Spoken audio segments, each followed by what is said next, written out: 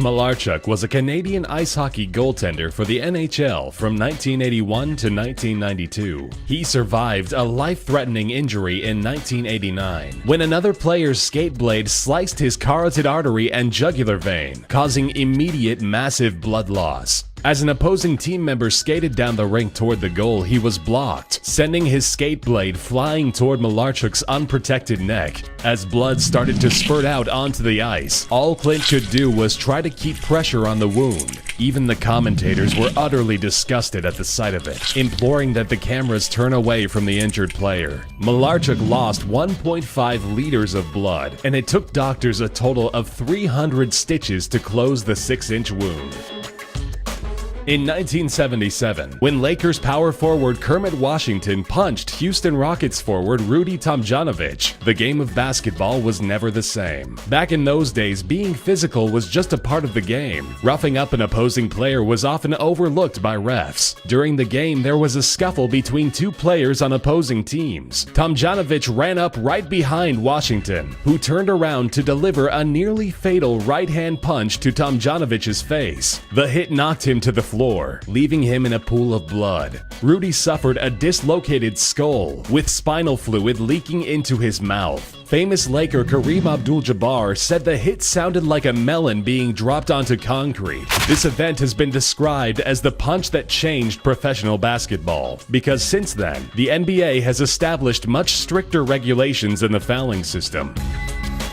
In 2013, University of Louisville basketball player Kevin Ware landed awkwardly after attempting to block a three-point shot. As he came down, his leg bent the wrong way and totally snapped. He suffered a compound fracture to his right leg, which left the bone protruding several inches out of his shin. Players on the bench all shuddered at the sight of the injury, while some others were unable to watch. While lying on the floor of the court, Ware repeatedly said, "I'm fine, just win the game."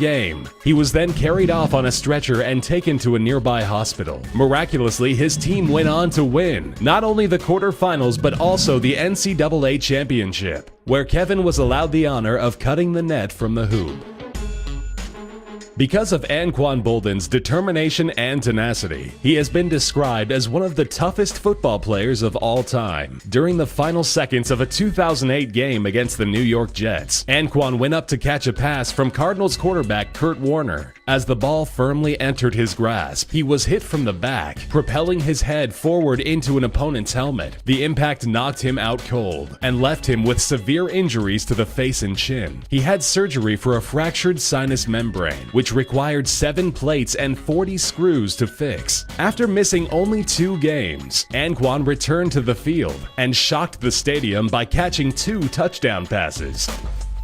Getting hit in the face with a baseball going an average of 100 miles per hour can be fatal. Former Red Sox pitcher Bryce Flory can attest to this firsthand. In September of 2000, Flory sustained multiple injuries after getting hit with a line drive straight to his face. He wasn't able to get his mitt up in time. As the baseball smashed into his cheekbone, he instantly fell to the ground writhing in pain, blood gushing from his cheek and right eye. When he sat up, he looked stunned as he spit blood from his mouth that was rushing in from his sinuses. Flory suffered a fractured cheekbone, fractured orbital socket, and a damaged retina. After facial reconstruction surgery, it only took a couple of months for him to regain full eyesight. Unfortunately, he was unable to perform at his previous ability and was cut from the team the following year. It was the hit that ended his professional career.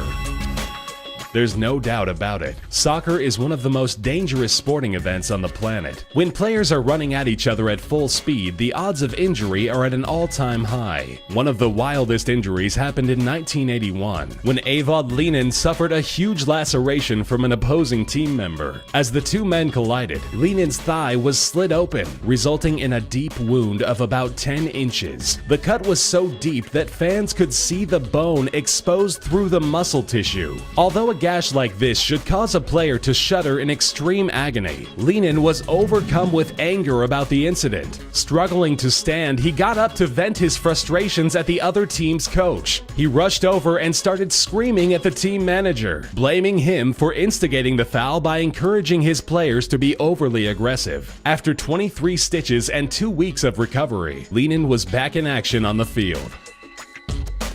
The Ultimate Fighting Championship has been plagued with injuries. Knees, ribs, and noses have been broken more times than one can count. Just ask middleweight champion Anderson Silva. In the 2013 championship bout against Chris Weidman, Silva goes up for a kick so hard that he breaks his own fibula and tibia. Silva's foot wrapped around the back of Weidman's leg like a string of Play-Doh. His face radiated with pain as he clutched his leg. This ended the fight via TKO. Immediately after the fight, Silva had orthopedic surgery that inserted a metal rod inside his bone. A statement from the UFC described the surgery as successful. Despite public outcry for him to retire, he returned to the sport. Since then, he has tested positive for banned substances and is currently suspended from fighting in the organization.